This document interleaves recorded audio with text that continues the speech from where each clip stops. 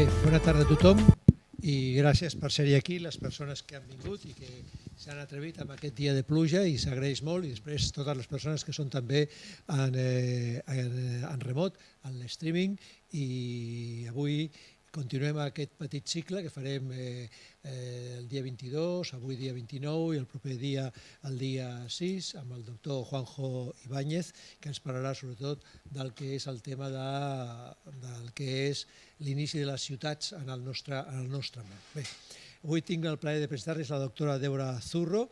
Ella és investigadora científica. En el CSIC hi ha 3 categories: científic titular, investigador científic i professor d'investigació, que és assimilat a catedràtic d'universitat. I ella està vinculada al CSIC des de fa més de 20 anys. Ella es va formar a la Universitat Autònoma i després ha voltat molt per moltes universitats i centres de recerca, sobretot d'Anglaterra, d'Argentina, Estats Units també, i ella va començar a estudiar en arqueologia prehistòrica, però senzillament després ha pogut fer altres passes i ha fixat la seva mirada científica sobre alguns aspectes. En concret, per exemple, en el que és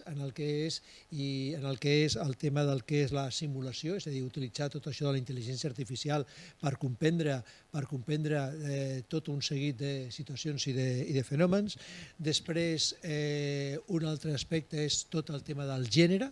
Ella ha estudiat molt el que és el gènere en el passat i per tant s'ha convertit en una gran especialista en aquest àmbit, dins de com s'ha abordat el tema de la dona en el passat des del que és l'arqueologia.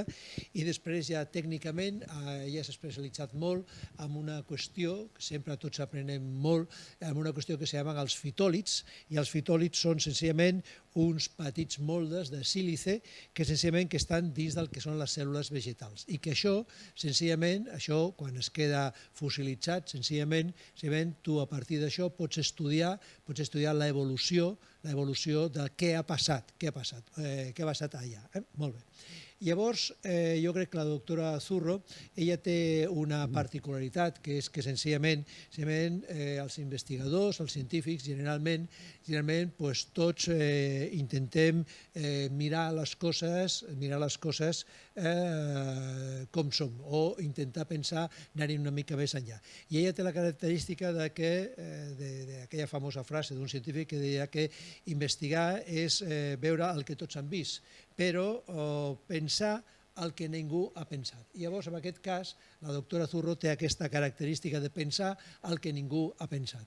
Tots hem vist moltes coses, però després la realitat és que això és una mica com, en fi, evidentment no estem parlant del mateix, però és quan en els anys 20 alguns grans físics, per exemple Max Planck o Einstein, van pensar i van parlar d'aquestes qüestions que ara tots utilitzem, el món quàntic, per exemple, o la teoria de la relativitat, etc. Tot allò estava allà i tothom ho veia, però ningú s'havia acudit senzillament fer aquest canvi d'allò, transformar-ho i senzillament trobar aquella nova qüestió. Doncs bé, la doctora Zurro, a partir de la seva formació, de la seva trajectòria, té aquesta perspectiva. Té aquesta manera de fer, de poder abordar les coses des d'un altre punt de vista. I per això vam dir tant a la doctora Valenzuela com a la doctora Zurro com al doctor Juanjo Ibáñez la propera setmana, senzillament de que quan parlem de tot això de la sostenibilitat, la setmana passada ja parlaven que l'any 87 a la ONU es va començar a parlar de la sostenibilitat i que ara senzillament estem en allò que s'anomena senzillament el tema de la dècada de la restitució dels ecosistemes. Si hi ha una restitució dels ecosistemes és perquè, evidentment, els ecosistemes han estat malmesos per l'acció dels humans. Molt bé, llavors nosaltres què ens trobem avui? Pues avui el que ens trobem senzillament és que les ciències naturals, és a dir, la física, la química, l'oceanografia, la geologia, etc., el que ens estan donant és senzillament les conseqüències ecològiques, físiques del que està passant. Ara fixin vostès que la setmana passada a Dubai han tingut unes trombes d'aigua veritablement extraordinàries. O sigui, la primera vegada que Dubai queda inundat per trombes d'aigua, quan evidentment tots sabem que Dubai no és un lloc que especialment plogui gaire, tot el contrari. Bé, i per tant, senzillament, els investigadors, que en el món de la ciència s'anomena de pollata, és a dir, els investigadors que estan sobre un laboratori fent els experiments i tot això, ells ens poden explicar tot això. Però clar, nosaltres ens trobem que cada cop més tots plegats, els científics, els ciutadans, tenim consciència de que nosaltres hem d'anar-hi cap a un altre model econòmic, cap a un altre model de sostenibilitat i un model d'unes formes de vida que siguin molt més autoresponsables. Per exemple, ara aquesta setmana ha plogut, però fa uns dies, fa 10 dies, tots estàvem molt amoïnats per la sequera i evidentment els cartells en el metro, les ràdios, etc., ens deien que tots hem d'estalviar aigua. Doncs molt bé. Senzillament, aquesta consciència de que tots hem de fer uns canvis en el que són les nostres maneres de viure, senzillament això ens vindrà fonamentalment a partir del que és la introducció, la incorporació en els discursos científics del que és el món de les ciències humanes i de les ciències socials. És a dir, què ens diu l'arqueologia, què ens diu la història, què ens diu la sociologia, què ens diu la demografia, etc. Tot aquest seguit d'elements són els que a nosaltres ens donaran eines per comprendre i poder actuar d'una manera molt més compromesa. I per tant, avui la doctora Zurro ens parlarà de la relació entre el que són els oceans, els mars i el que és la terra, a partir d'un element que evidentment són les costes. La costa és l'element de terra però que està tocant el mar. I tots sabem que el mar no acaba a la costa. Fixin-se vostès que, per exemple, si vostès no ho saben, al Liceu, al costat de la Fenice de Venècia, dels dos teatres d'òpera lírica, senzillament tenen una sonoritat diferent que la resta, per exemple, l'Escala de Milà, per exemple, o l'Òpera de París. Per què? Senzillament perquè la capa freàtica del mar arriba quasi ben bé fins al Liceu. Llavors, en el Liceu, evidentment, a la Fenice de Venècia, senzillament, és molt més acusat això, perquè el mar està allà sota. Però què vol dir? Que allà es crea un microclima que fa que les veus dels cantants d'òpera siguin diferents d'altres indrets, on la humitat ambient, per exemple, és diferent. Llavors, la capa freàtica que nosaltres tenim, hem de pensar que ara nosaltres hem avançat la ciutat de Barcelona, a nivell del que és on està l'estàtua de Colón, però les drassanes era el lloc des d'on sortien els vaixells. És a dir, i per tant, sabem que les drassanes, davant d'estar a la duana, està al port i nosaltres hem avançat, però abans feia al segle XIV, XII, X, etc., el mar arribava fins al que és el principi del que és la Rambla. Després s'ha anat avançant una mica, es va fer com el tema d'Holanda, que han anat avançant i han anat guanyant terreny al que és això. Doncs molt bé. La doctora Zurro, ella està treballant actualment en un projecte ja des de fa anys al desert d'Atacama, en el que és el desert d'Atacama, que és un lloc, no és com el desert que nosaltres imaginem sempre del desert del Sahara, amb tot el que són les dunes, etc. És un altre tipus de desert, però és un desert, i llavors que Atacama toca directament també el que és el Pacífic. I per tant, allà, senzillament, han passat un seguit de coses que ens expliquen, que ens poden ajudar a comprendre situacions d'avui. I per tant, li agraïm molt avui que estigui amb nosaltres per compartir el seu expert coneixement. Per tant, gràcies, doctora Zurro, i gràcies a tots vostès. Això està encès, sí. Bueno, gracias por la presentación y gracias a todos los que habéis venido porque sois auténticas heroínas. No sé si podem apagar el llum aquest, Lluís? ¿Podemos apagar aquest llum? ¿Sí? Sí. Por venir en un día tan lluvioso. Entonces, bueno, cuando Lluís me pidió hablar de sostenibilidad, no resulta fácil desde la arqueología, Entonces, bueno, he preparado un par de ejemplos de cuestiones en las que yo he trabajado hace unos años y en las que trabajo recientemente, y espero que calibre bien el dar una charla amena y divulgativa y que no sea aburrida para algunos colegas arqueólogos que hay en la sala. Entonces, ¿por qué hablar de costas? Esto sería lo primero, ¿no? ¿Por qué hablar concretamente de costas? Yo soy una enamorada del mar y para mí eso ya es una razón suficiente, pero lo cierto es que más del 70% de la superficie del planeta la constituyen los océanos. Esta proyección que veis en la diapositiva, que desde mi punto de vista es una de las imágenes más preciosas que existen del mundo, es la proyección que toma como centro del mapa los océanos. La proyección Spielhaus. Y estamos, de hecho, en la década de los océanos 2021-2030, que fue fijada, digamos, para reforzar la necesidad que tenemos de enfocarnos en la sostenibilidad de los océanos, en nuestra relación con los entornos costeros, etc.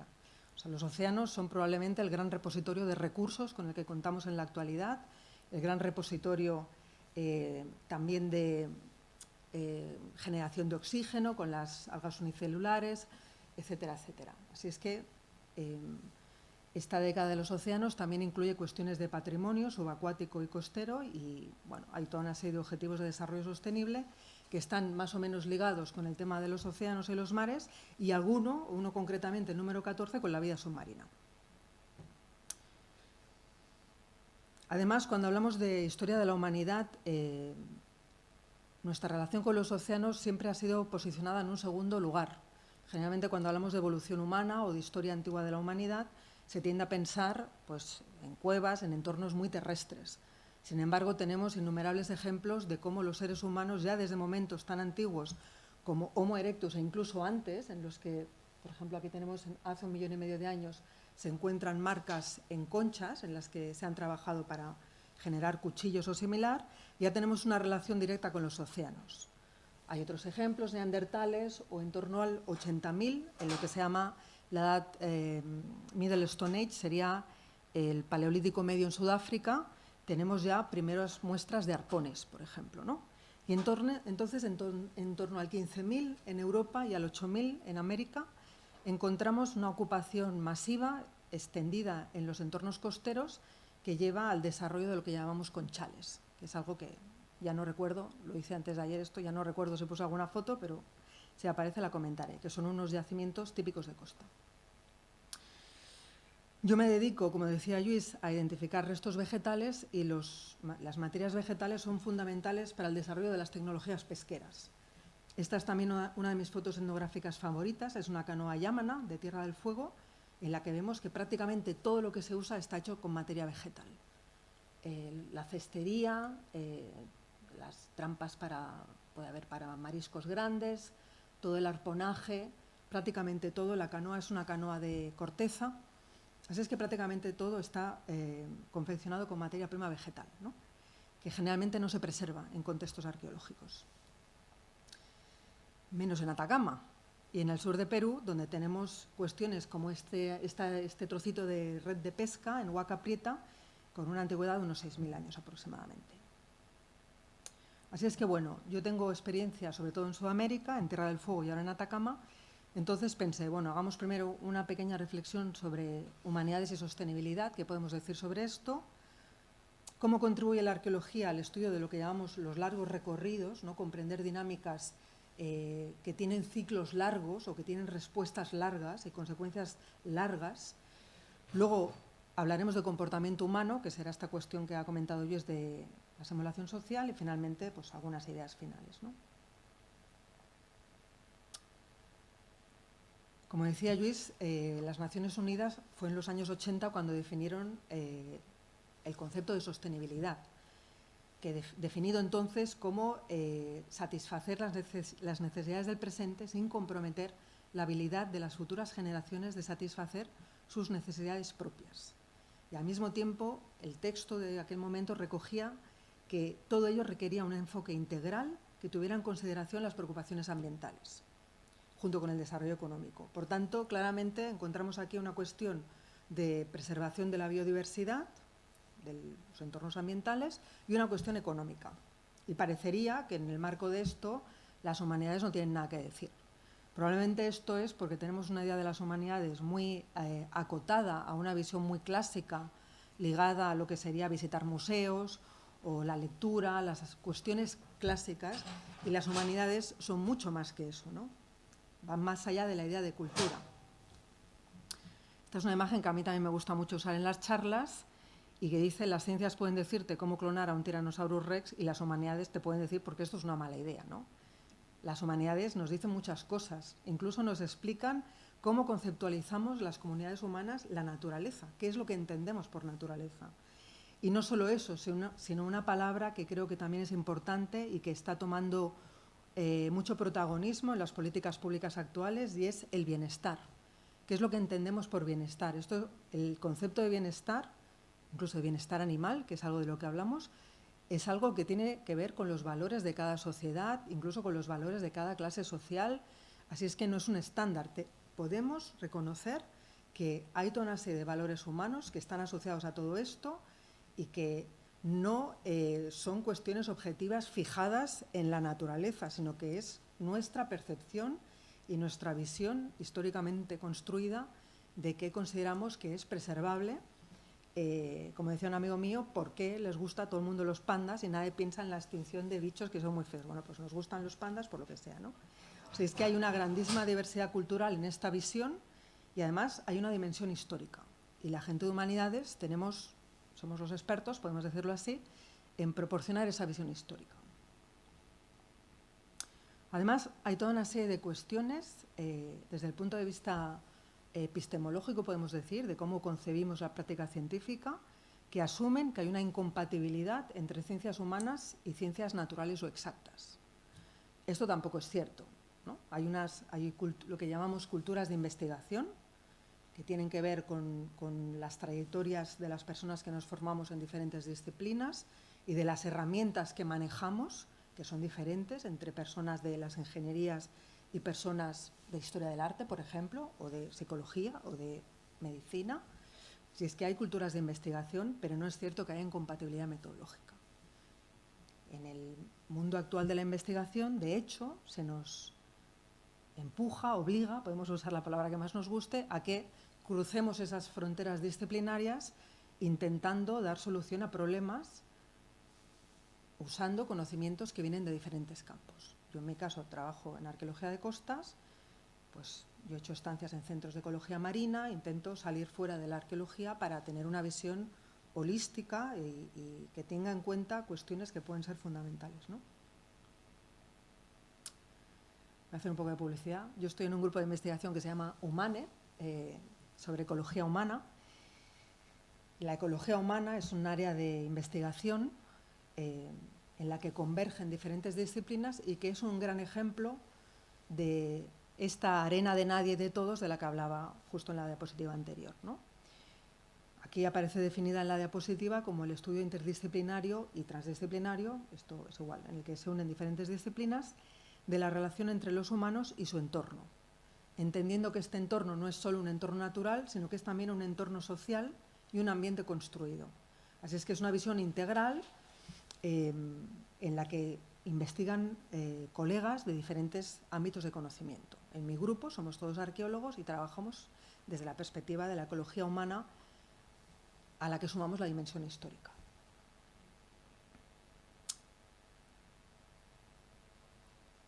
Y el caso es que nosotros tenemos que responder a estos retos sociales, que es lo que nos piden las agencias de financiación científica, en lo que se llama investigación dirigida a la resolución de problemas, digamos, en sus siglas en inglés es Object Oriented Research, y en la que necesariamente tenemos que, como muestra esta imagen, conectarnos con diferentes ámbitos de estudio y con políticas públicas para resolver problemas. Probablemente el tema de los océanos es capital y el tema de la pesca está en las noticias día sí día no. Los caladeros de pesca se agotan, la pesca sostenible,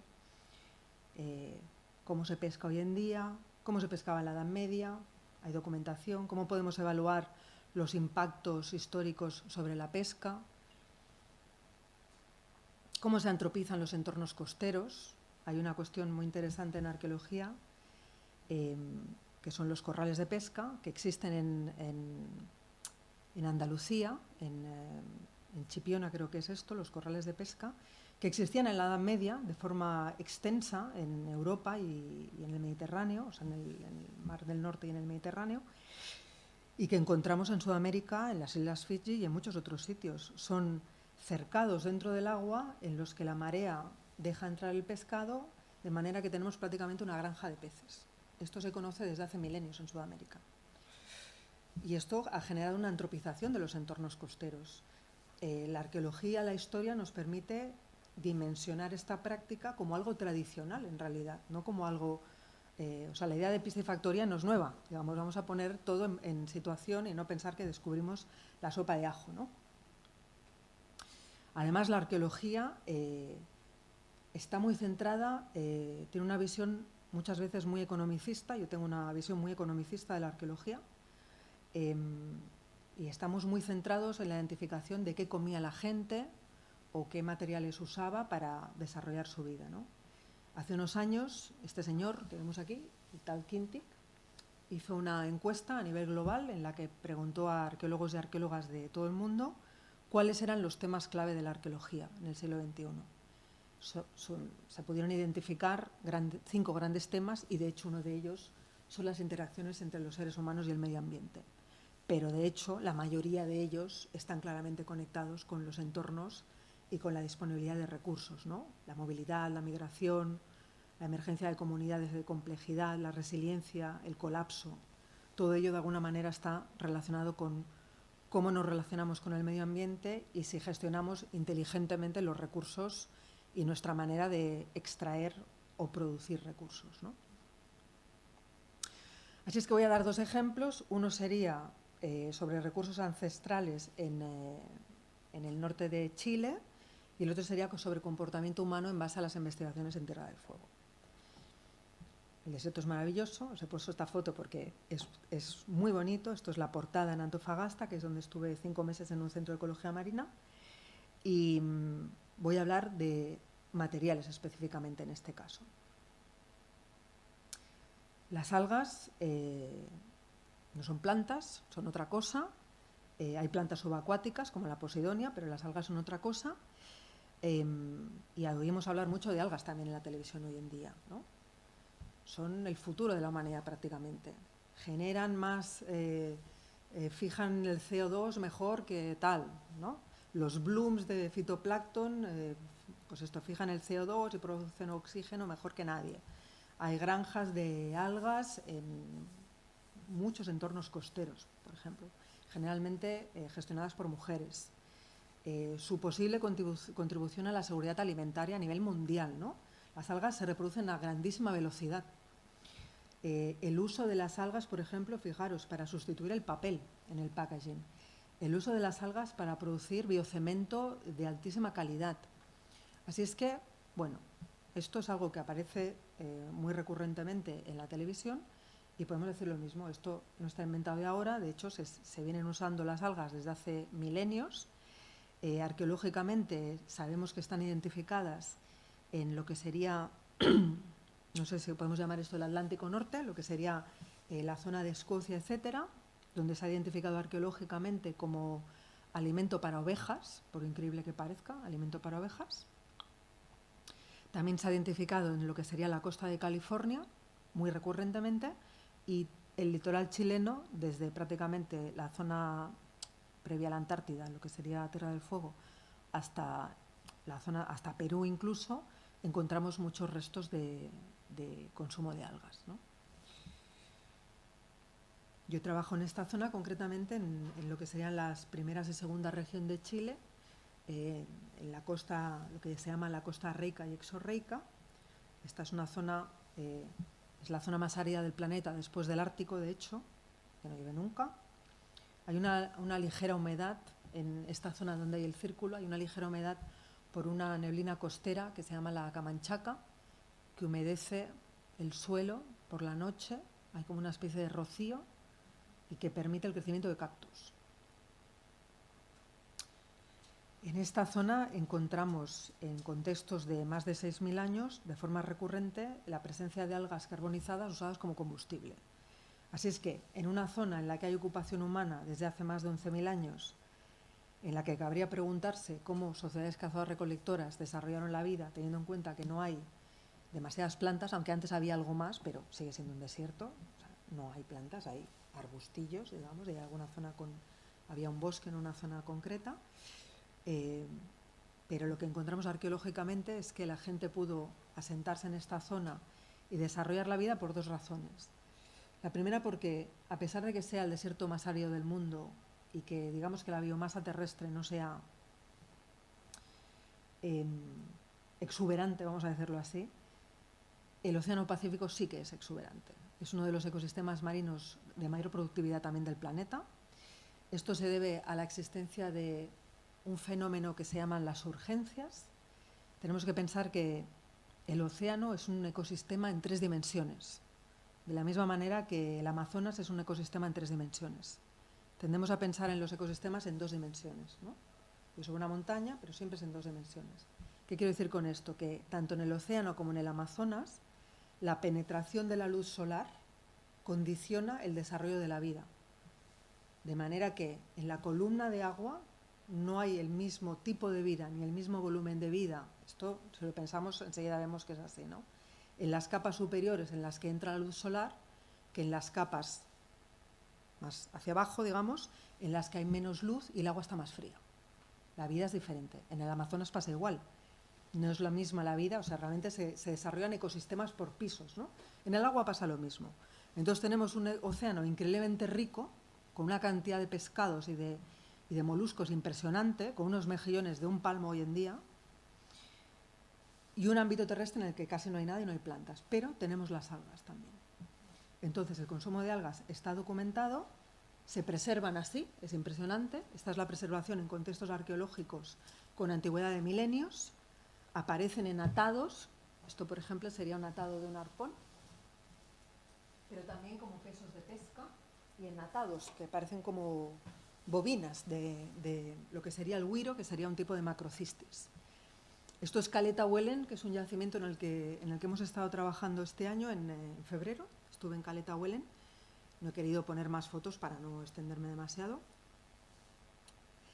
Pero es un sitio en el que tenemos enterramientos con una antigüedad de 5.700 años y hay unas unidades funerarias. Esto es parte de una de estas unidades en las que tenemos un cuerpo y en las que se usa precisamente un cemento hecho con ceniza de alga. Así es que este biocemento del que se habla como una cosa novedosa, lo encontramos aquí con casi 6.000 años de antigüedad, que es esta capa. Esto es el cemento. Y puedo aseguraros que funciona, porque está increíblemente duro, casi lo tuvimos que raspar para sacar muestras. Esto es una capa de cemento, aquí hay una capa de sedimento en la que hay restos humanos, luego hay otra capa de cemento y la persona inhumada entera, digamos, estaría aquí en el centro de la unidad. Pero bueno, es un ejemplo de este biocemento del que se habla, que parece como el último descubrimiento de la industria de la construcción. En Chile se viene usando durante milenios, ¿no? Y resistiendo a lo que supone la intemperie enfrente del Océano Pacífico, que no es poco, de salitre, viento, humedad, un sol abrasador todo el día, etcétera. Además, hay muchas maneras de abordar el consumo de algas. Este es el tema con el que yo estoy actualmente. Hemos hecho un estudio cross-cultural, que significa que tomamos informaciones de diferentes grupos humanos, lo hacemos mediante el uso de esta base de datos, la Human Relation Area Files. Es una base de datos que digamos que contiene información organizada de prácticas de diferentes grupos. O sea, es que yo puedo buscar, por ejemplo, si los inuit aleutianos consumían algas y qué tipo de algas. Entonces tenemos los párrafos de las diferentes actividades. Entonces hemos hecho este estudio que recoge actividad de 29 sociedades americanas en las que hemos podido pues, buscar cómo, cuándo, dónde, cómo, por qué, quién consumía y de qué manera algas. Entonces hemos podido ver diferentes utilidades que van desde la molienda de algas para generar sal hasta usar las algas para saltar a la comba, que es una cosa inaudita, ¿no? Se usan para innumerables cuestiones, también para cuestiones médicas, y forman parte de lo que sería el conocimiento ecológico tradicional de gran parte de las sociedades nativas americanas, sobre todo de lo que sería la costa pacífica de Norteamérica, para la cual en la RAF tenemos una especial abundancia de datos por una cuestión idiomática, fundamentalmente. La RAF, que está en la Universidad de Yale, tiene sobre todo documentación en inglés. Entonces, digamos que para los países sudamericanos están infrarrepresentados en esto. Y es maravilloso leer la documentación etnográfica y ver pues, cómo la gente comía las algas, cómo se hacían una especie como de cubitos NOR con las algas prensadas, y esto se guardaba para el invierno. A esto le añadían agua y hacían sopa. Y esto se viene haciendo milenios también.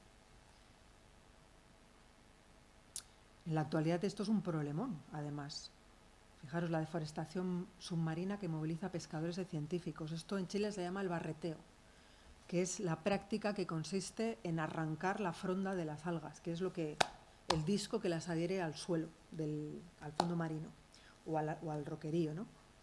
Entonces hay maneras correctas de recolectar alga y hay maneras incorrectas. Entonces esto es un tema de grandísimo debate en Chile en la actualidad, y además es importante tener en cuenta que las etnias nativas o lo que llaman las etnias nacionales chilenas, en concreto la etnia changa, que es la que digamos que está anclada en esta parte del territorio chileno, considera la recolección del güiro una práctica propia a su pueblo. Entonces hay que encontrar un equilibrio entre el permitir las prácticas tradicionales junto a la gestión sostenible de todo esto, y todo ello increíblemente también viene asentado en la arqueología, porque la etnia changa, si os fijáis, en su bandera para la bandera de la etnia changa se usan pinturas rupestres de la zona, como identificación de la caza, porque se consideran cazadores, usan un instrumental de piedra, lítico, y el dibujo de lo que sería la caza, en este caso de los camélidos sudamericanos, es un dibujo propio de una pintura rupestre también. Así es que cuando se presentó la candidatura de la etnia changa como etnia nacional al Congreso chileno, lo hizo con argumentación arqueológica. Con ancestralidad de sus prácticas y con la localización de los lugares donde viven los changos en la actualidad, justamente donde hay los yacimientos arqueológicos, siguen viviendo en los mismos sitios. Así es que creo que la arqueología y las humanidades tienen mucho que decir en torno a esto, ¿no? Y aquí os quería mostrar una foto del interior del desierto con un camión cargado de güiro, que es una de las especies que allí se recolectan. Así es que bueno, hasta aquí os he puesto un ejemplo de lo que sería un recurso ancestral, y ahora quería pasar a hablar del análisis del comportamiento humano, que es otro aspecto en el que creo que las gentes de humanidades tenemos algo que decir, ¿no? Esto es un proyecto que surgió de los años en los que trabajé en el Canal Beagle, en Tierra del Fuego. Es otro lugar precioso, muy verde, muy marítimo también, muy girando en torno a los recursos marinos. Aquí hicimos varias campañas arqueológicas,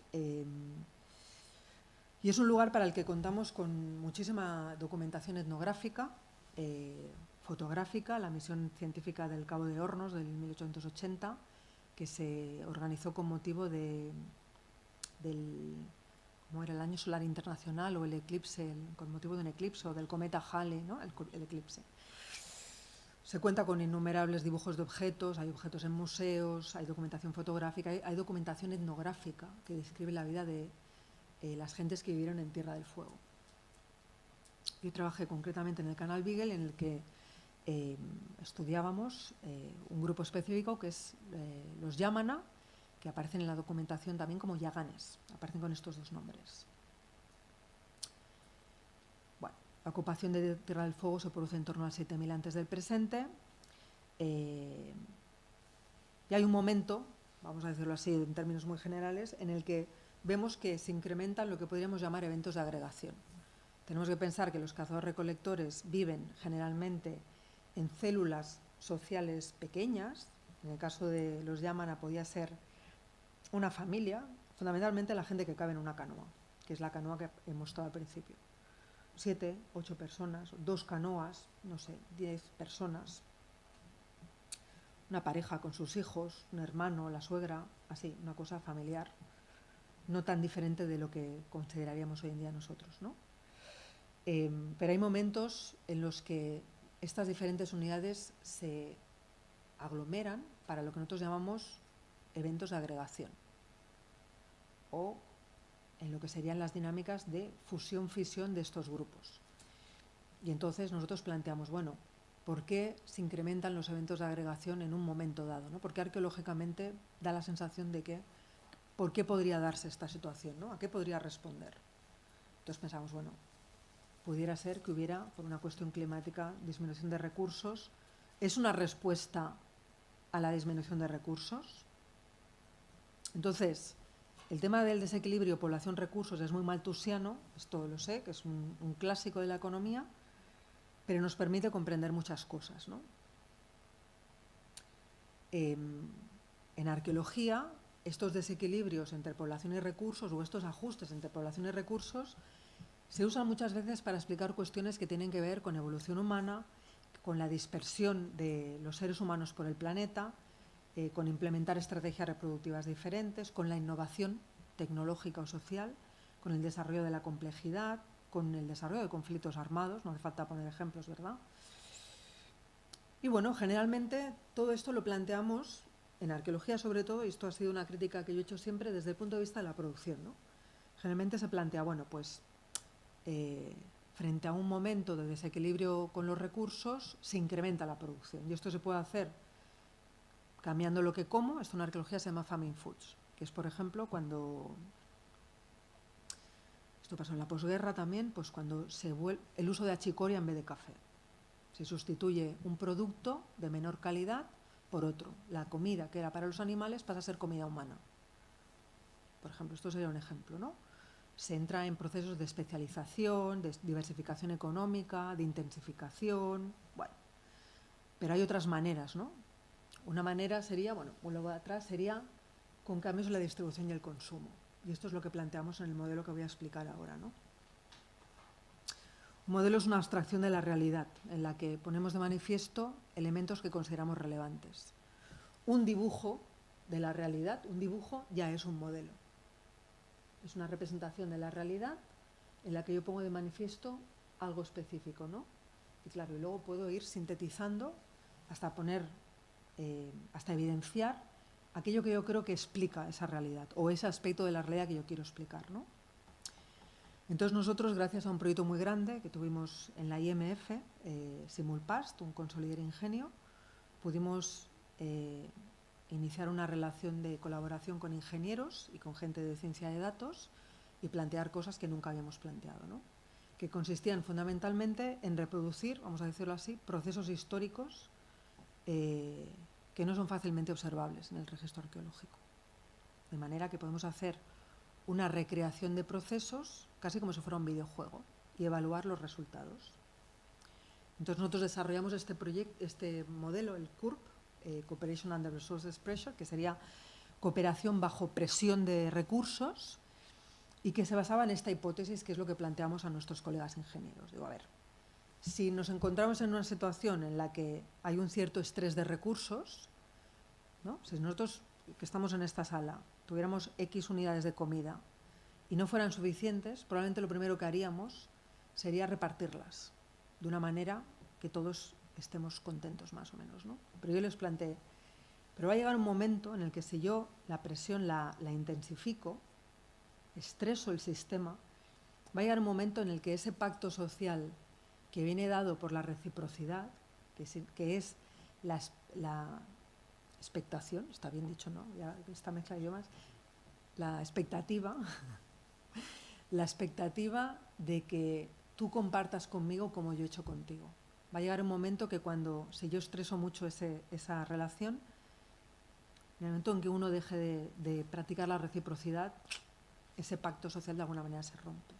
Por tanto, ¿qué va a pasar y cómo va a ser la situación cuando yo estrese tanto el sistema que vea que la gente deje la cooperación? Y entonces planteamos este modelo, el CURP, que lo publicamos en Scientific Reports y en una revista también de cazadores-recolectores. No voy a entrar mucho al detalle del modelo porque es complicado, pero bueno, seguía este flujo. que yo con los peces no me entero. Y entonces, bueno, había toda una serie de cuestiones técnicas en las que se encontraban los recursos al azar, se compartía una parte de la energía obtenida. Cuando yo tenía mis necesidades cubiertas, entonces compartía con el vecino, digámoslo así, de manera que se priorizaba la supervivencia individual y se generaban escenarios muy diferentes que podían reproducir las condiciones de todo el planeta. De manera que yo podía evaluar cómo se manejaba la cooperación en un entorno como el Ártico, en el que hay muy pocos recursos, pero también hay muy poca gente, frente a otros en los que yo tengo una isla tropical en las que hay muchos recursos y poca gente, o muchos recursos y mucha gente, y evaluar un poco estos comportamientos. Estos son los resultados, no voy a entrar en esto, porque realmente hasta a mí me cuesta, cada vez que lo veo tengo que recordar cómo funcionaba esto, pero digamos que la dispersión de este color amarillo también tiene que ver con la diversidad de estrategias implementadas. El caso es que los resultados nos mostraban lo que llamamos 3 regímenes estacionarios, 3 situaciones más o menos identificables, en las que tenemos un contexto de estrés medio, un estrés, vamos a decirlo así, que viene y va. Esto sería un poco la vida habitual, digamos, ¿no? En los que emergen la cooperación y la reciprocidad, ¿no? Hoy por ti, mañana por mí. Un buen ejemplo de reciprocidad indirecta, siempre lo pongo, es el de los regalos de boda, en el que la gente, por ejemplo, imaginemos que regalamos a alguien por su boda, o nuestros padres, ¿no?, regalaban a otros amigos pues regalos de boda, con la expectativa, a lo mejor no tanto de que esa persona te regale a ti, pero si alguien de tu familia se casa le van a caer regalos. Esto es la reciprocidad indirecta, ¿no? No es tú a tú, sino que es un comportamiento social generalizado. Emerge en la cooperación y la reciprocidad cuando hay un cierto estrés y una imprevisibilidad sobre la disponibilidad de recursos. De manera que estas redes sociales suplen la continuidad en la disponibilidad de recursos. Y así aumenta la supervivencia comunal. Cuando esto lo estresamos y entramos en el régimen de estrés alto, llega un momento en el que se deja de practicar la reciprocidad. Y hay contextos de bajo estrés en los que se implementan diferentes estrategias porque hay mucha abundancia. Estos escenarios de bajo estrés prácticamente no existen en realidad. Nosotros los consideramos escenarios transitorios que tienen, por ejemplo, que podrían explicar, por ejemplo, el poblamiento americano, contextos de poblamiento de nuevos contextos, ¿no? Y esto lo identificamos claramente como un contexto típico de cazadores-recolectores, y estos momentos son increíblemente interesantes porque en momentos de crisis en los que la disponibilidad de recursos digamos que entra en riesgo, son momentos en los que las estrategias organizativas sociales se diversifican y se generan nuevas formas de distribuir y consumir los recursos. No necesariamente de producirlos, pero sí de consumirlos y de distribuirlos. Y se entra en un periodo de testeo que sería el típico a una crisis económica, en el que lo que se venía haciendo se reorganiza y aparecen nuevas estrategias. Y luego veremos con el tiempo cuál será la prevalente, ¿no? Estos son modelos que nosotros llamamos de theory building, son modelos que nos permiten evaluar el comportamiento humano desde otro prisma y generar hipótesis arqueológicas. O ver incluso la realidad arqueológica o lo que se dice en prehistoria desde otro prisma, ¿no?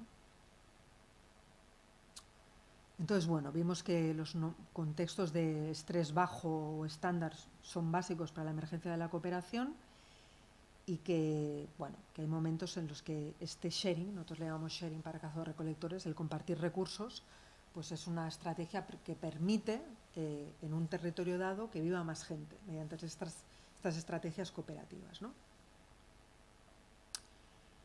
Entonces, bueno, nos pareció importante, sobre todo con el tema del alto estrés, que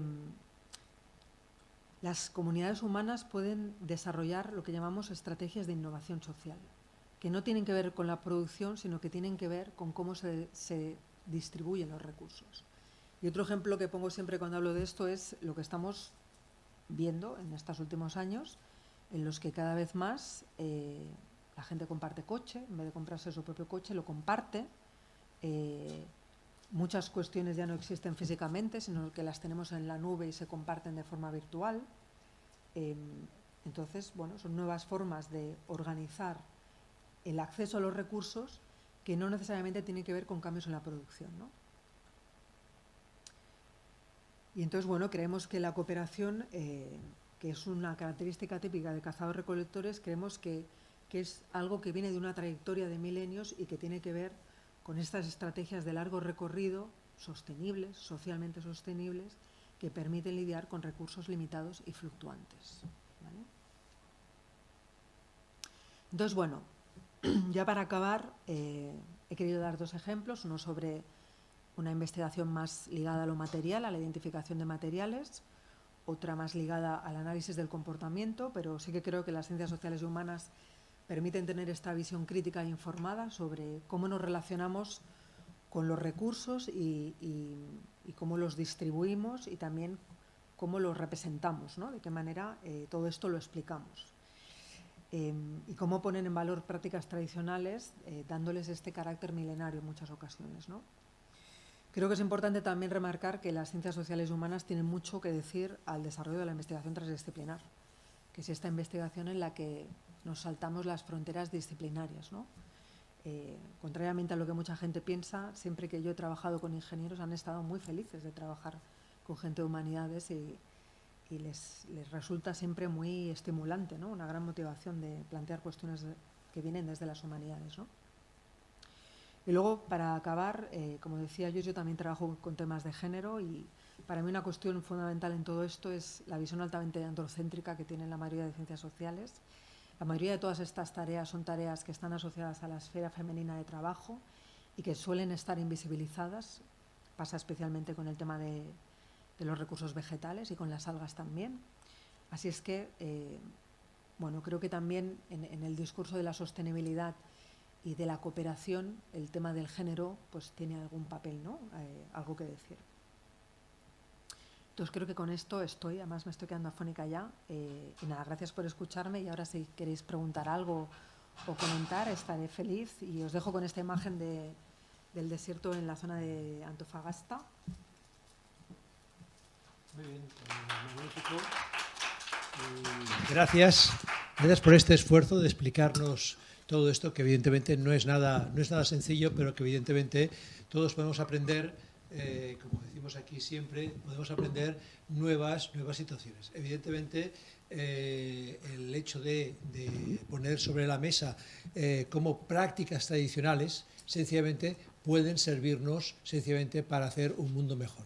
Piensen, por ejemplo, cuando en Cataluña ha habido grandes incendios, sencillamente, ya hace unos años, los bomberos se encontraron con una cosa que les llamó la atención, que incluso denunciaron a las personas porque estaban haciendo una cosa que era diferente de lo que ellos tenían previsto, que era que sencillamente, y ahora esto ya se está aplicando, que era hacer los cortafuegos a través del fuego. Es decir, los payeses, sencillamente, cuando avanzaba el fuego, sencillamente, para que ese fuego llegase a un determinado momento, no pudiese avanzar más, ¿qué hacía yo? Pues yo quemo una parte del campo para que cuando llegue ese fuego que está bajando de la montaña, allí se corte. Muy bien, claro, esto llamó la atención tanto de los Mossos como sencillamente de los bomberos. ¿Qué están haciendo? Pues bueno, nosotros hemos hecho esto siempre cuando había un fuego, nosotros hacemos un cortafuego a partir de quemar una parte de nuestro campo. Cuando llega el fuego, como ya no hay nada que quemar, pues evidentemente el fuego se acaba allí. Entonces, son estas estrategias que sencillamente que muchas veces tenemos que ser conscientes que este afán, por decirlo de alguna manera, de la modernización, hemos de ser modernos. En España, sobre todo, hemos tenido por las situaciones históricas como un déficit de modernidad, no tanto en el caso de Cataluña, pero en otras zonas de España sí. Sencillamente este afán sobre todo a partir de lo que es la muerte del dictador Franco y demás, pues sencillamente nos encontramos con esta cuestión de que habíamos de ser europeos y habíamos de modernizarnos y por lo tanto había toda una serie de cuestiones que había que abandonar, porque todo eso era antiguo, era pasado, etcétera, etcétera, etcétera. Entonces, en ese proceso de transformación, porque evidentemente hemos de pensar que la transformación social, cultural, económica de España en los últimos 40, 50 años ha sido a una velocidad realmente terrible. Es decir, en lo que hemos de pensar que, por ejemplo, antes de que se convocasen las últimas elecciones generales, julio del año pasado, la ley de familia que estaba en el Parlamento para aprobarse, reconocía 11 modelos de familia. O sea, 11 modelos de familia, cuando todos tenemos el modelo de familia tradicional, el padre, la madre, los hijos, etc. Pero ya se reconocían 11 modelos de familia dentro de lo que era esa ley de familia, que supongo que ahora eso vuelve a estar en el Parlamento y demás. Muy bien.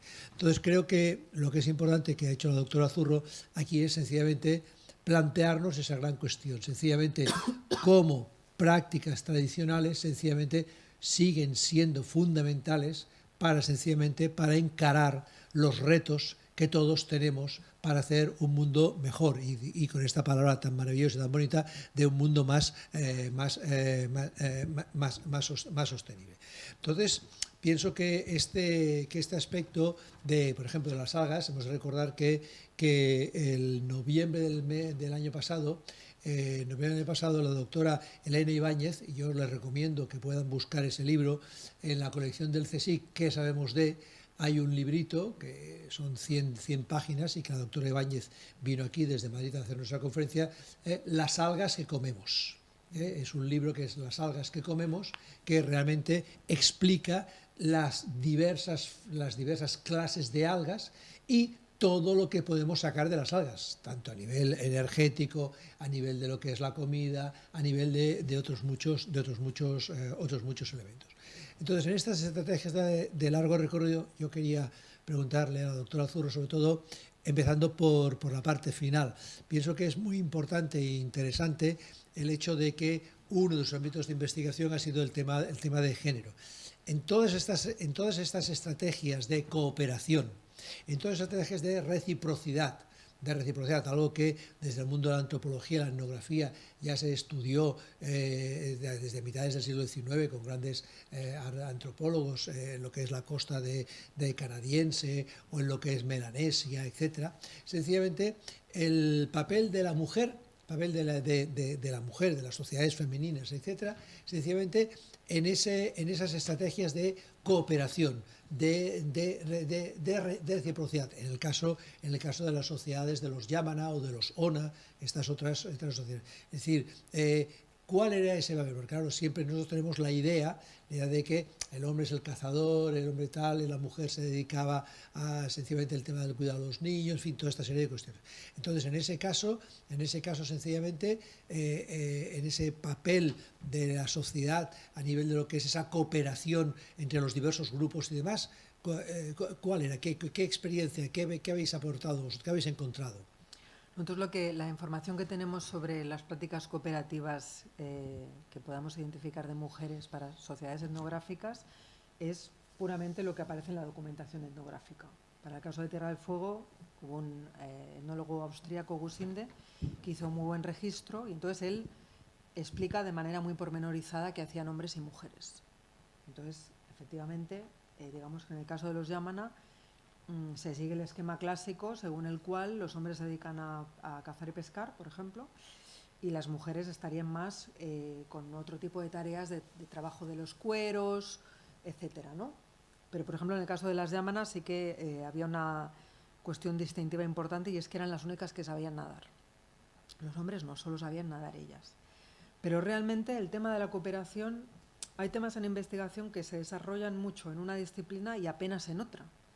El tema de la cooperación se ha desarrollado sobre todo desde las ingenierías. Es a la gente de ingeniería que les interesa el análisis de la cooperación o a la gente de biología evolutiva, ¿no? Sin embargo, la cooperación como tal, no creo que, tú eres antropólogo, nos lo puede decir yo es mejor, si se ha analizado tanto desde la antropología, se puede haber analizado la reciprocidad, pero no sé si la cooperación como tal, ¿no? Yo lo vería un poco más así. Entonces, bueno, sí que creo que en arqueología se dicen muchas cosas sobre lo que hacían hombres y mujeres en el pasado, diciéndolo así sin muchos tapujos, creo que la mayoría está inventado, se inventa, porque no resulta tan fácil cuando hablamos del pasado identificar las actividades. para empezar, para decir algo de manera robusta, tendríamos que encontrar esqueletos, poder sexuarlos y poder asociarlos a alguna actividad. Asociamos una actividad a un esqueleto, por ejemplo, mediante un ajuar funerario, asumiendo que el ajuar representa lo que esa persona hacía en vida, ¿no? La única cuestión que es indiscutible con respecto a las actividades que realizaban hombres y mujeres en el pasado son aquellas actividades que dejan traza en el esqueleto y que pueden tener que ver con el sobretrabajo. Por ejemplo, para lo que sería el sudoeste americano, Estados Unidos, se identificó en algunos esqueletos de mujeres un desgaste en las rodillas enorme que tiene que ver con la molienda de rodillas. Esto se puede identificar. La molienda, el hacer harina, es trabajando de rodillas. Esto, por ejemplo, se puede identificar. O se ha identificado, por ejemplo, en el Atacama hay una cuestión interesante que es la exostosis, que es una calcificación que se da de uno de los huesos del oído interno, que se da por inmersión en agua fría y es más frecuente en hombres que en mujeres. Así es que no hay mucho que decir. Los que pasan más tiempo en el agua son ellos, los que pescan son ellos. Entonces, a no ser que encontremos este tipo de cuestiones, hay mucho de lo que se dice sobre prehistoria que es especulativo. Tenemos mucha documentación etnográfica y podemos hacer analogías, asumir que lo que encontramos en etnografía pudo ser más o menos similar, pero hay una gran diferencia entre decir pudo ser más o menos similar a decir efectivamente fue así. Porque al fin y al cabo las sociedades etnográficas las conocemos de los últimos 200 años y cuando estamos hablando de sociedades cazadores-recolectoras estamos hablando de más de 100.000. Entonces, y todo el planeta con la diversidad que podemos asumir que hay culturalmente hoy en día, podemos asumir que ha habido diversidad cultural. Bueno, en arqueología sabemos que ha habido diversidad cultural. Me he ido un poco, pero bueno, más o menos he contestado, ¿no? Y una segunda pregunta antes de las preguntas, sencillamente es cuando tú nos estás hablando de lo que es la distribución de los recursos, el tema del estrés. Es decir, cuando sencillamente en una sociedad se encuentra con una distribución de recursos sencillamente, y esa sociedad entra en un estrés porque esos recursos bajan, creo que esto es una enseñanza que sencillamente todos deberíamos tener en cuenta. Es decir, en estos momentos, uno de los elementos, y si lo extrapolamos a nuestra realidad, pensemos sencillamente en lo que es las protestas que desde el mes de enero está habiendo en Europa con los agricultores. Es decir, nosotros producimos, nosotros queremos distribuir, pero para llegar a todas las cadenas, todo lo que son los pasos, sencillamente allí se crea un estrés que hace que la persona que está cultivando patatas le paguen a 0,30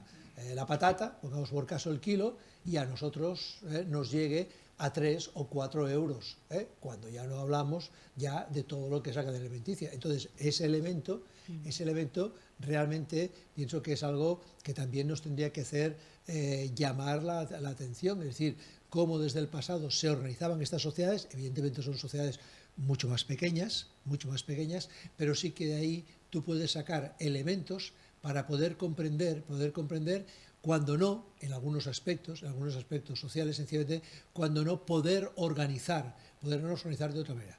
Hemos de pensar que, por ejemplo,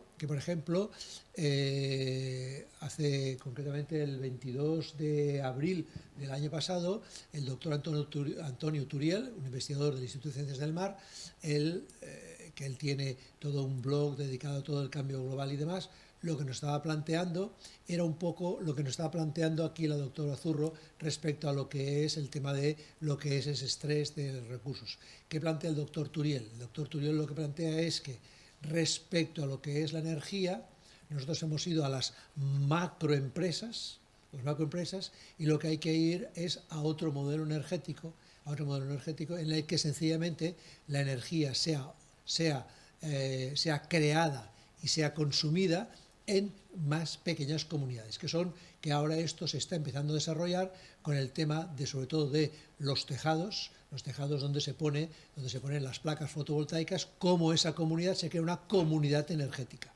Y cada vez hemos de ir más a otro tipo de modelo, no que sencillamente ese modelo que Evidentemente esto no se va a poder hacer en todo, pero sí en determinados aspectos. Entonces las comunidades energéticas cada vez es el modelo alternativo, sencillamente, para combatir lo que es el cambio climático a nivel de lo que es el consumo de energía.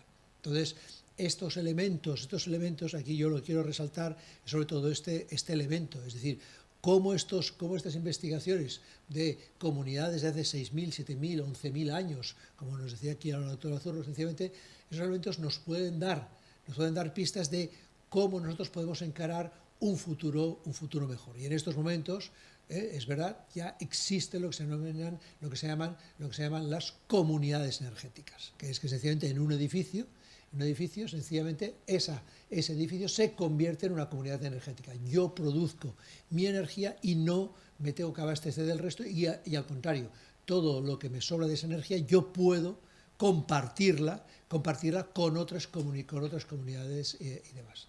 En fin, o sea que en este sentido, felicidades por este trabajo, porque estos elementos pues sencillamente nos dan pistas de si hemos de ir hacia un mundo mucho más sostenible, sencillamente desde dónde hemos de crear o desde dónde hemos de tirar, por decirlo así, elementos para construir ese mundo más sostenible. ¿Alguna pregunta, alguna reflexión, Juan? Sin obligaciones. No, en primer lugar, felicidades, me ha gustado mucho. Bueno, me alegro. Me ha parecido que hay un inicio y un final que casi se conectan. Es decir, que cuando has hablado de sostenibilidad y tal, estás hablando a la vez de un momento de crisis y a través de tu proyecto Simulpass has venido a decir que en los momentos de mayor crisis es importante la innovación social. Sí. Y no tanto la innovación tecnológica. Todo el mundo espera que la crisis nos saque, esta crisis que tenemos ahora la saquemos a través de la innovación tecnológica, industrial, empresarial y tal. Bueno, tenemos además una súper especialista en innovación en CSIS, que es Elena Castro, que si estuviera aquí seguramente nos diría muchas cosas de eso. Pero creo que quizás la clave no está en que invirtamos, que también, que invirtamos grandes cantidades de millones en que saquemos una super tecnología, cuando la clave está en la innovación social, en la organización, en el aprendizaje, en enseñar al otro cómo tienes que hacer las cosas. Y quizás esas sociedades nos están enseñando que cuando ha habido grandes problemas, la clave está en la innovación social. Y creo que estamos tirando al revés. Es decir, que estamos esperando que alguien diga, hoy he encontrado para el agua una máquina, no sé qué, cuando la clave está en enseñar a la gente cómo gestionar el agua. Entonces, yo creo que quizás ahí está y el enseñar. No sé si estamos... Yo cada vez a los jóvenes los veo menos interesados en la ciencia y más en si la Tierra es plana. Pero creo que la cosa está en la innovación social y saber comunicar, no solo organizar, sino que ahí tenemos mucha cosa que decir los científicos de cómo comunicar todo aquello que sabemos, que eso es innovación social. Yo creo que, de hecho, podríamos incluso plantear si no es más difícil la innovación social que la innovación tecnológica, ¿no? O sea, la innovación social tiene muchas consecuencias, ¿no? Y supone poner en cuestionamiento un poco el orden de las cosas también, ¿no? Y esto, pues, genera problemas. Para mí fue muy interesante este planteamiento, ¿no? De decir, en un momento de crisis que podemos conectarlo con muchos eventos arqueológicos, ¿no? Que conocemos, como decir, bueno, en un momento de crisis, ¿cuál es la respuesta? Y la respuesta puede ser efectivamente una innovación de tipo organizativo. Y se le llama así, organizational change, en la literatura, que se desarrolla mucho desde ámbitos de la ingeniería e incluso del mundo de la empresa. Y hacen estos análisis de la cooperación para evaluar el comportamiento de las personas en los trabajos o sea, los ingenieros con los que yo trabajo son ingenieros de organización de empresa. Y ellos trabajan con análisis de la cooperación específicamente. Entonces te abre la cabeza a ver las cosas de otra manera, ¿no? Y esto del cambio organizativo me parece fundamental. Esta manera de decir, igual no se trata tanto de producir más, sino de consumir de manera diferente, ¿no? O de distribuir de manera diferente. Y creo que cuando te remiras cuestiones prehistóricas con estas gafas, ves las cosas de otra manera, ¿no? Y, por ejemplo, ejemplos que he comentado con colegas, es recurrente a lo largo de la historia todas estas cuestiones. El Tribunal de las Aguas de la Edad Media es un ejemplo de esto también. Cómo se regula el acceso a un recurso de manera cooperativa, ¿no? practicando un poco una ética de compartir, o lo que se llama la tragedia de los comunes, ¿no? Que es otro tema muy recurrente en toda la gente que hace análisis de la cooperación, cómo planteamos el compartir según qué recursos, ¿no? Ahora se empieza a hablar de cuándo van a empezar a cobrarnos el aire. Esto es algo que se dice que dices, qué chiste, pero igual no es un chiste esto, ¿no? O el agua marina o el acceso a zonas naturales. Entonces, bueno, creo que más allá del aporte científico para las líneas que nosotros desarrollamos o el aporte metodológico que implica para los ingenieros trabajar con estos temas, porque les genera retos y tipos de preguntas que no suelen estar en su mesa de trabajo, sí que tiene un poco una función de pepito grillo todo esto, ¿no? De cómo se puede desarrollar la vida, ¿no? Cómo abordar los problemas o iniciar debates en torno a cómo abordamos problemas en la actualidad, ¿no? En este sentido, la innovación tecnológica, pensemos por un momento, en un momento, a pesar de que hay noticias de que la producción de los coches eléctricos se está ralentizando, pensemos que posiblemente el problema no es el coche eléctrico, porque el problema es sencillamente lo que significa sencillamente vamos a cambiar coches de combustión por coches eléctricos. Perfecto. Evidentemente no van a contaminar, pero el tema posiblemente no esté ahí, sino que el hecho de lo que es el transporte individual, lo que comporta a nivel de lo que es el espacio físico de las ciudades, lo que es la circulación, lo que es el hecho de la necesidad de crear continuas vías para que se puedan mover continuamente. Entonces, a veces la innovación tecnológica evidentemente es importante, es fundamental, pero a veces hay que mirar las cosas desde otro prisma. Y a lo mejor decimos, bueno, es que a lo mejor el coche individual eléctrico, de combustión eléctrico, posiblemente no es tan importante, pero lo que sí que es más importante es desarrollar otras estrategias para que las personas se puedan mover, que es decir, vamos a desarrollar unos buenos servicios públicos de transporte para que sencillamente las personas puedan moverse sin necesidad de tener que recurrir a un coche individual. Por eso la doctora Zurro hablaba de el coche compartido ahora. Entonces, a veces, como bien dice ella, ahora esta serie de cuestiones hay que mirarlas desde otro punto de vista. Y este tipo de conferencias nos dice esto. A ver, el doctor Arrizabalaga, además de muchas de estar ahí, sencillamente una pregunta. Dice, bueno, pues muchas gracias por su interesante charla. ¿Podrías hablar algo más sobre la demografía de estas comunidades estudiadas en el desierto de Atacama y Tierra del Fuego? La demografía. Supongo que se quiere referir a la cantidad de población que vivían en estos territorios y demás. Esto la verdad es que no puedo dar muchos datos. Para el caso de Tierra del Fuego sí que hay inventarios de población incluso. Cuando en el 1860 se instala ¿cómo se llama? Una iglesia anglicana, se instala en Tierra del Fuego. Y entonces ahí hay un registro, hay un registro demográfico.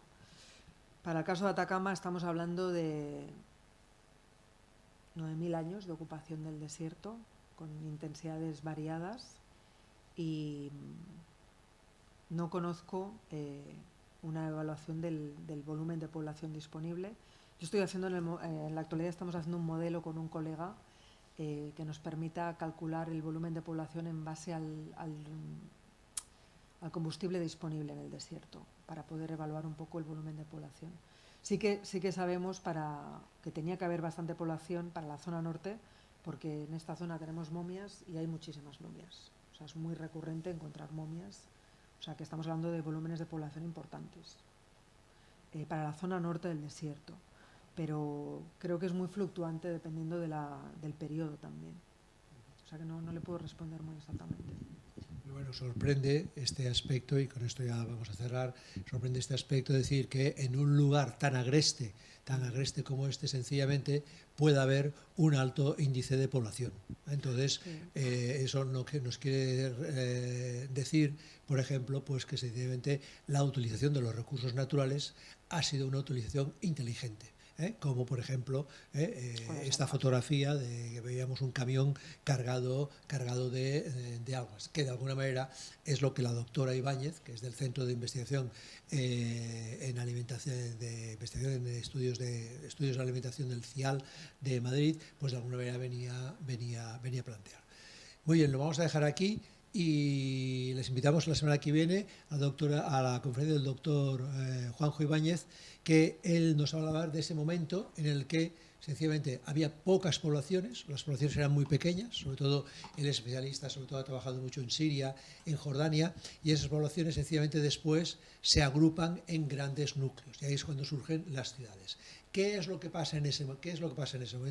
¿Qué es lo que pasa con la distribución de los recursos? De vivir en pequeñas comunidades y pasar a ciudades más grandes, que evidentemente después van a ser la base de lo que es de nuestro mundo. Pues él va a analizar todo esto y de ahí evidentemente vamos a poder sacar también toda una serie de interesantes conclusiones para nuestro modo de vida. Por lo tanto, gracias, doctor Azurro, ánimo con todas estas investigaciones y gracias a todos ustedes, les esperamos el lunes que viene. Gracias. Merci. Buenas tardes. Muy bien.